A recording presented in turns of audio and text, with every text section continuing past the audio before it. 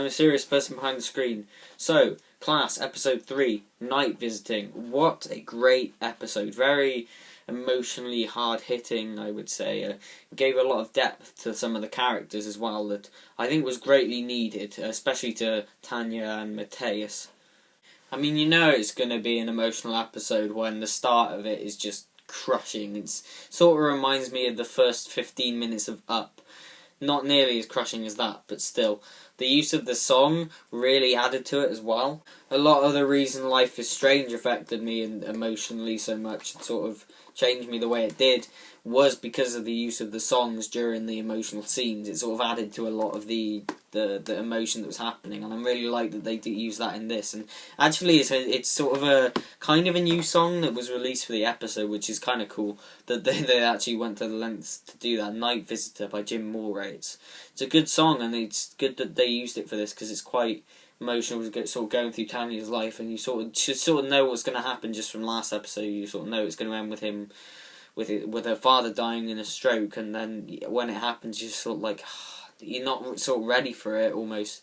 It's a very well done scene, and I feel like it added a lot to Tanya's character in this, like the conversations with the thing pretending to be her father, and at the end, like sort of letting go and saying goodbye to the picture again.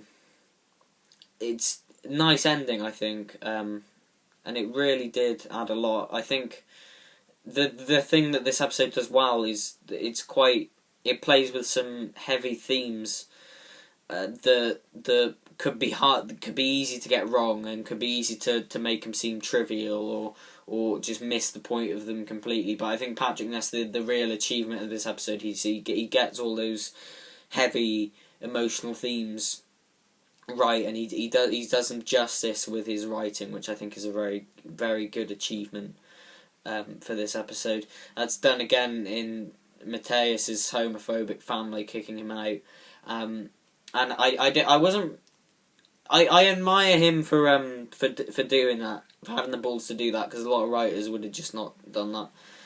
So he's done that really well there. But I'm not really invested in Matthias' character, so as a result I kind of tuned out in the scenes with him and Charlie. Not because he's gay, I'm not homophobic, but I'm just not really invested in his character that much. But I can appreciate that he's very relatable to a lot of people, and and the themes that he was playing with his parents were very relatable to a lot of people. So I can appreciate him. I'm just not invested in him myself. He's not very relatable to me as like April is maybe. And I admired her scene as well.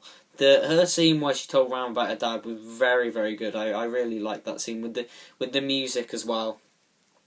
That very, very good scene. Again, kind of a mature theme that Patrick Ness explores, and he does it well. I fear, and sort of sets up April and Ram's relationship. It's going to sort of go further from here, which is quite good, I suppose. I don't know, don't really have an opinion on that, but it's been nice to see where that goes. It's clearly going to go to even more to even more depth next episode, because we can see a clip in the next time trailer. It looks like they're having sex when April sort of gets taken over by the Shadow King. So we kind of see that in the next time trailer, which that tells us that April and Ram's relationship is going to go to even more than it is in this episode. And I must say, one of the best parts again was Miss Quill. She's sort of been used for comic relief in the previous 2 episodes, and it's really nice to see some more depth added to her character beyond that comic relief here. She sort of has to face the thing, the Lankin, whatever it's called, pretending to be her sister, and that's quite has some quite good scenes. And like at the end, when she sees them all together, because like April and Ram are sort of forming a relationship, Charlie and Matthias are in love, Tanya is feeling like part of a team, and she's got real friends with the group. That leaves Miss Quill on her own, without a sister, without really anybody to connect with. You sort of see the loneliness on her face, which she tries to mask with, "Oh God, I'm going to vomit." But it's sort of nice to see some more depth in a rather two-dimensional character last time, even though she still was one of the best parts of the last 2 episodes, and she still gets used for comic relief while here. Was that just cut scene where it just cuts to her reading the Hunger Games, confused, and she's just like, did this really happen? That was a great scene. I really like that. And when Charlie says to her, oh, by the way, Matthias lives with us now, she's like, whatever. And she opens the door on him. What was it, Alien Invasion or Teen Angst? I like Miss Quill. She's good. It's nice to see again more depth added to her character beyond what we got last time, which is still good, but like here it's sort of taken to another level, and we sort of get even some more depth for Tanya's mum, who sort of just the annoying, overprotective, annoying mum in episode 1 and 2. Oh, she wasn't in episode 2, was she?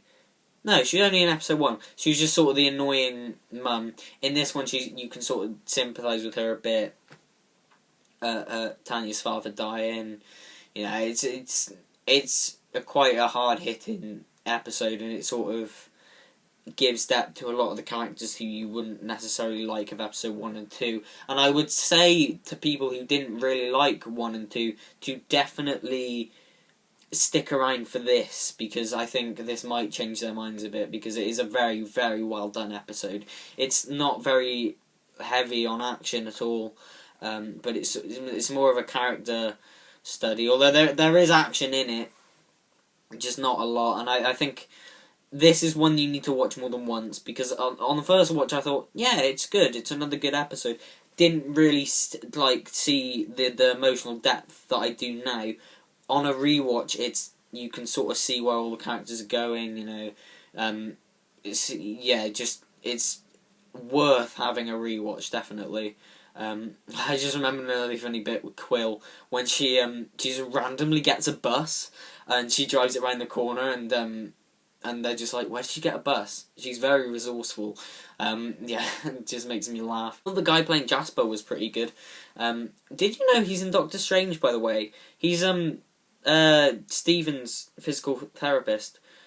I did not know that when I watched this episode, and I do now, and I really want to see Doctor Strange again, just so I can see him and be like, it is Tanya's dad from class.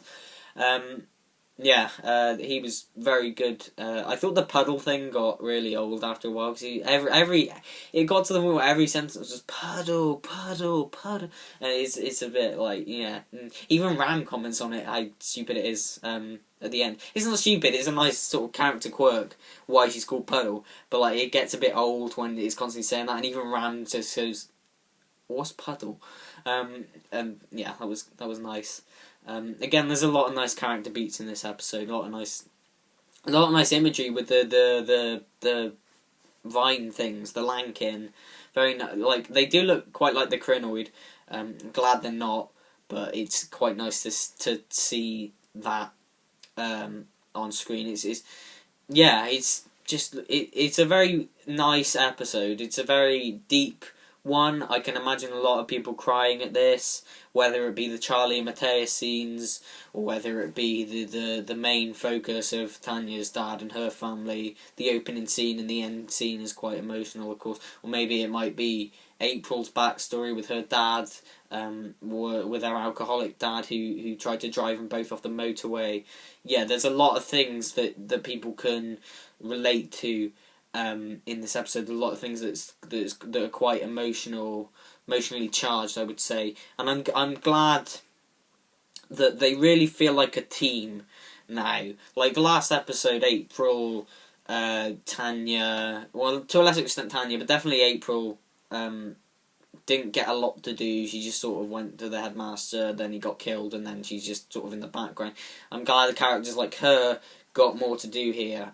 Although, as I predicted, it was the focus of Tanya, and next episode is going to be the focus of April, they're not solely focusing on them, and they're not having the other characters take a back seat. They've still got all the characters. They feel like a team, and yeah, I'm so happy that the class is getting this good this early, because it's really nice to have something to look forward to again in Doctor Who, because I haven't had that in a while. It's not like I haven't had that passion to watch it in ages. Whereas Class, I'm just like, I need to see the next episode now because it looks so good. The next episode is going to be a 2-parter, which is going to be awesome. I'm very excited for that. So what did you think of Night Visiting? Still not as good as for Tonight We Might Die, but there we go. Yes, Night Visiting. What did you think of it? Comment below, and if you did like this video, please like, subscribe, and I'll see you in my next one. Take care now.